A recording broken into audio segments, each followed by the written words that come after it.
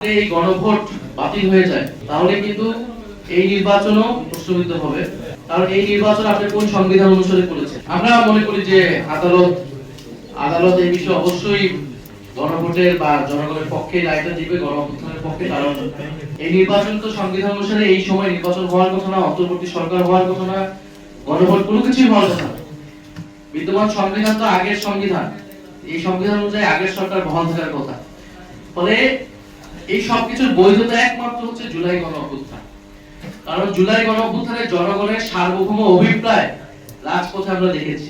সেই অভিপ্রায় অনুসারে কিন্তু আপনারা পরবর্তীতে সংস্কার কার্যক্রমগুলো হয়েছে, গণভোটের আদেশ রাষ্ট্রপতি কর্তৃক দেওয়া হয়েছে এবং সেই আদেশ অনুসারে গণভোট এবং এই নির্বাচন হয়েছে। ফলে যদি গণভোট বাতিল হয়ে যায় তাহলে এই পুরো এই সময় সরকারেরও বৈধতা থাকবে না।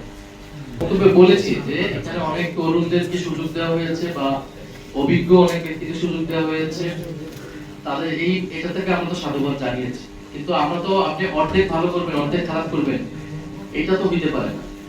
আমরা তো চেয়েছিলাম পুরো মন্ত্রিসভা এমন একজনও থাকবে না যার বিরুদ্ধে প্রশ্ন তোলা যায়।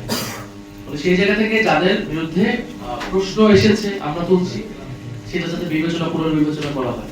কারণ তাহলে এই মন্ত্রিসভা আসলে জনগণের যে আকাঙ্ক্ষা, দুর্নীতির বিরুদ্ধে যে অবস্থান, সেটা তো আসলে নিশ্চিত করতে পারবে না। কারণ এক্সট্রিম মশার কয়েল প্ল্যান্ট ফাইবার দিয়ে তৈরি, তাই সহজে ভাঙে না, সুগন্ধিযুক্ত ও নিরবিচ্ছিন্নভাবে জ্বলে। ডেঙ্গু, চিকুনগুনিয়া বাহি সহ যে কোনো মশার বিরুদ্ধে দেয় এক্সট্রিম সুরক্ষা।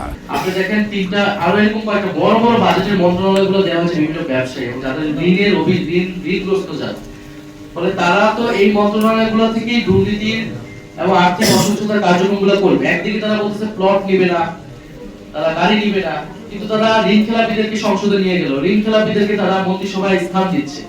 ফলে আপনি বৈধ সুবিধাকে অস্বীকার করে জনগণের সামনে সাধু সাজা হচ্ছে, কিন্তু অন্যদিকে কিন্তু ঋণ খেলাপি দুর্নীতিগ্রস্ত ব্যক্তিদেরকে বড় বড় বাজেটের মন্ত্রণালয় দেওয়া হচ্ছে, যাতে সেই সকল মন্ত্রণালয় থেকে দুর্নীতির সুযোগ তারা পায়। আমরা আশা করব যে ট্রাইব্যুনাল যে গতিতে কাজ করেছে সেটা অব্যাহত থাকবে। ট্রাইব্যুনালের কোনো সেটআপ পরিবর্তন করা, যদি কারো বিরুদ্ধে স্পেসিফিক অভিযোগ না থাকে, সেই সেটআপ কিন্তু পরিবর্তন করা পক্ষে নয় আমরা, বরং সেটা পরিবর্তন করলে আমাদের মনে সন্দেহ তৈরি হবে যে বিচারকে প্রভাবিত করার কোনো চেষ্টা হচ্ছে কিনা।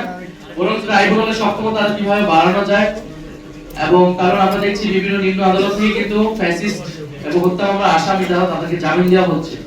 আবার আপনারা জানেন যে ভুয়া মামলা হয়েছিল প্রচুর, এই ভুয়া মামলা কিন্তু এখন যারা সরকারি দল অর্থাৎ বিএনপি নেতাকর্মীরাই করেছে। ফলে এই পুরো বিষয়টাই কিন্তু আসলে একটা সুরাহা লাগবে, এবং এই বিচার এবং সংস্কার এটা কিন্তু আসলে সরকার দল বা বিরোধী দলের বিষয় না, এটা জাতীয় ঐক্যমত্যের ভিত্তিতেই এটা নিশ্চিত করতে হবে।